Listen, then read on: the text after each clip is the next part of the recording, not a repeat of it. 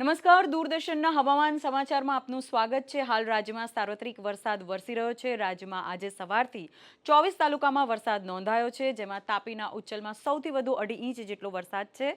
હવામાન વિભાગે આગામી 7 દિવસ રાજ્યના તમામ સ્થળોએ હળવાથી મધ્યમ વરસાદની આગાહી કરી છે।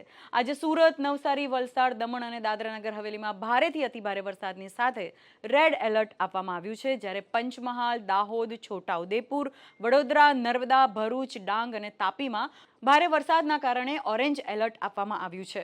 બનાસકાંઠા, પાટણ, સાબરકાંઠા, મહેસાણા, ગાંધીનગર, અરવલ્લી, ખેડા, અમદાવાદ અને આણંદમાં વરસાદનું યલો એલર્ટ આપવામાં આવ્યું છે। હવામાન વિભાગની આગાહી પ્રમાણે આજે અમદાવાદમાં ગાજવીજ સાથે ભારે વરસાદ પડી શકે તેમ છે। સૌરાષ્ટ્ર અને કચ્છની જો વાત કરીએ તો આજે અમરેલી, ગીર સોમનાથ અને ભાવનગરમાં વરસાદનું ઓરેન્જ એલર્ટ આપવામાં આવ્યું છે।